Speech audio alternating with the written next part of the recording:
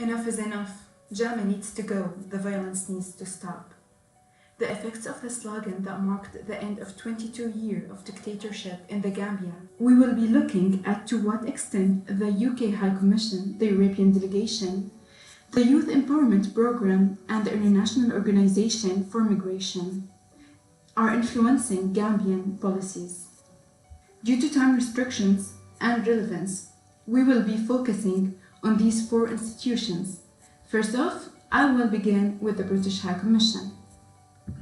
The Gambia will never be a member of any neo-colonial institution and will never be a party to any institution that represents an extension of colonialism. Former President Jammeh suddenly announced that the Gambia was leaving the Commonwealth in October 2013. At the time, the relations between London and Banjul were deteriorating, with the Gambian government resenting external criticism of its very bad human rights record. A radical change occurred when Adama Barrow was inaugurated as president following elections 2016. The Gambia rejoined the Commonwealth. Ms. Sharon, the British High Commissioner to the Gambia, has said that the bilateral ties between the two countries have a bright future, with new opportunities, especially for the youth, as my colleague Kato will illustrate later in details. The Gambians are given access again to the Commonwealth Scholarships Program, linked up with Commonwealth Justices Association to organize training programs. However, a country cannot invest in its young people until it maintains its security. London provides the Gambia with needed training and support to reform the new Gambia. Modern democracy with no place for extrajudicial violence, the UK is influencing the Gambia in different layers of security sector reform. By helping the fleeting democracy set a new strategic vision for what the role of its security operators is. It's for protecting the people and the country, not individuals, as the British High Commissioner believes. The international community should help Barrow's government and develop these plans. They need to communicate with the public about what has been done and what should be done. The European Union, for instance, has a huge influence of the Gambia's policies. Do you agree, Samuel? Thank you, Israel. During the Jammeh period, the relations between Gambia and the EU were up and down. EU was for a long period of time the biggest contributors to the Gambia, but in 2014 all aid was frozen. This happened due to the Gambia outlawing homosexuality. It can be said that the EU are more likely to sponsor the Gambian expenses based on how much they agree with them. If a policy is in accordance with the norms and values of the EU, they will sponsor it. But neglecting the EU's values causes a retraction of funding and causes backlash from the Jammeh administration. Jammeh did expel the EU top diplomat in 2014 with little to no explanation as to why. The relations between the current Barrow administration and the EU have improved, as there is a new diplomatic cooperation on all levels. The EU was the biggest supporter of the 2016 elections and have pledged to grant the new administration 75 million euros and announcing a second package of 150 million euros in the midterm. This shows that the regime change in the Gambia is supported by the EU member states, and they are willing to give incentives to the Gambia as long as it fits the Cotonou Agreement.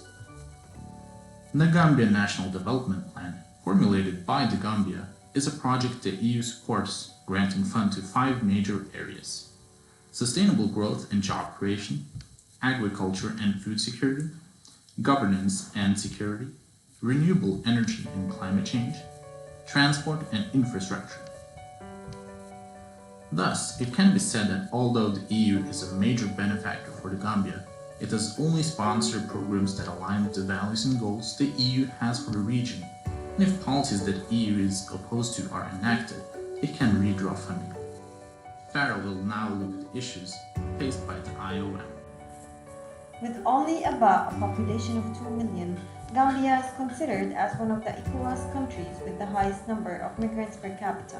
According to the IOM, in 2016 and 2017, the Gambia had reached up to the 5th highest number of arrivals to Europe, specifically Italy.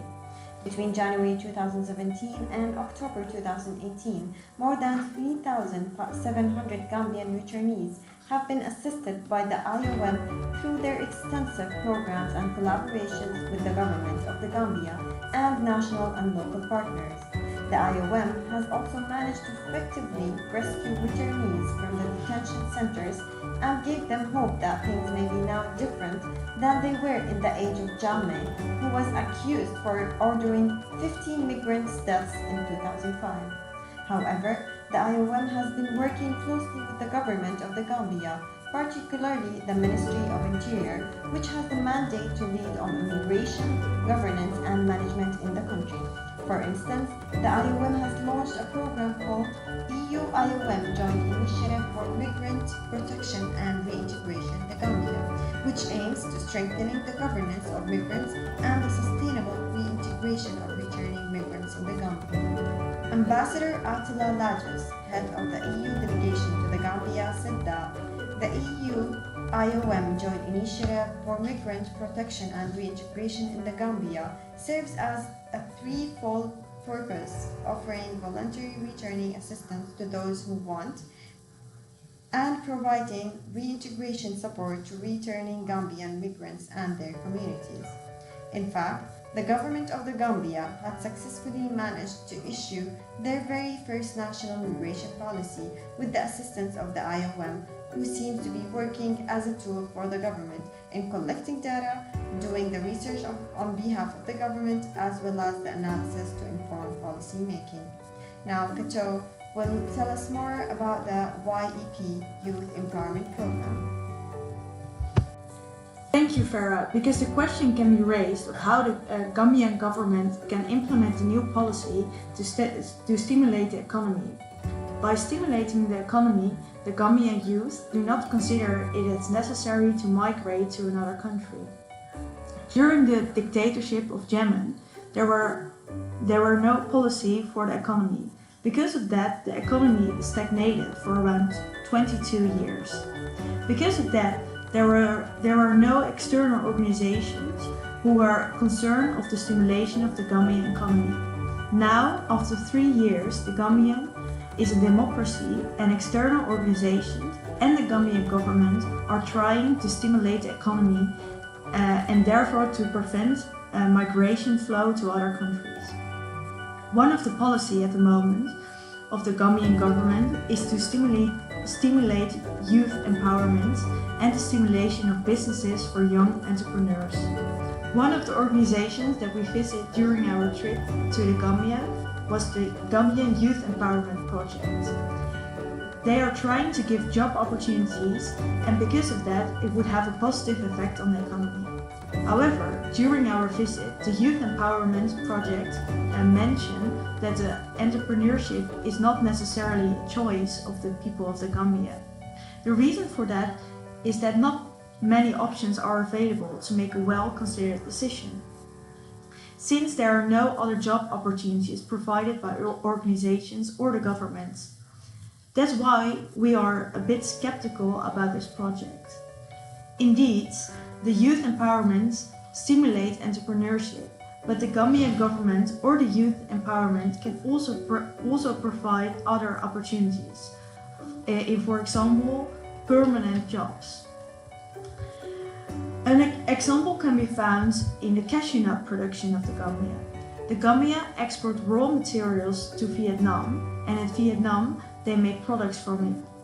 But in our opinion, there's also an option of processing these raw materials in the Gambia, and this would also have a positive effect on the opportunities of the people in the Gambia, and has a positive effect on the economy as well. Therefore, it will be in line with the policy of the Gambia. In our opinion, it's apparent that the Gambian policy are being influenced by external institutions.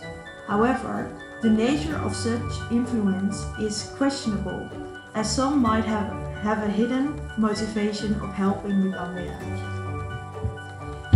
In conclusion, In our opinion, it's apparent that the Gambian policy are being influenced by external organizations.